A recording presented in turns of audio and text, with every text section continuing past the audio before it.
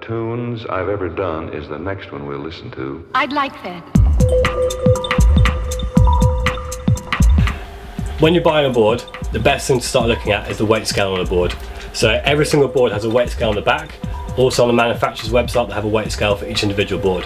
So you need to check first that your weight is going to fit in size of what size snowboard you're going to ride.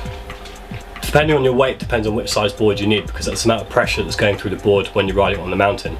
If you're obviously going to be riding more freestyle sort of riding, jib riding, indoor riding, weight scale is going to be different on a board than it is going to be to on a mountain board. So definitely check what type of board you're going to be riding before you look at the weight scale.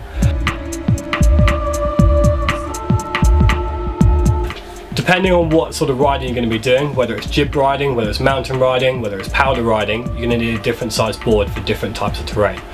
So with an indoor board or a kind of freestyle jib board, you're going to ride something a little bit shorter than you would do on a mountain. I personally ride board about 4 centimeters shorter when I ride indoors, because I find it a lot easier to spin around and be able to do rails and boxes. I find it much easier with a smaller board.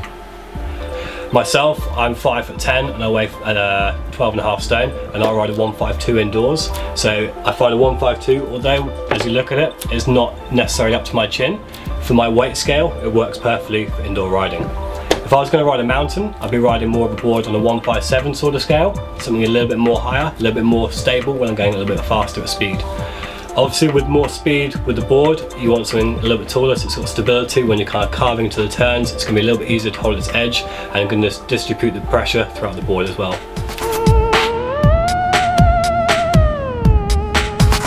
With a powder board, you tend to go up that little bit taller again. To give you that extra float in the board, give that extra float in the powder, makes the board rise nice and comfortably, and again hold your speed when you're going a little bit faster.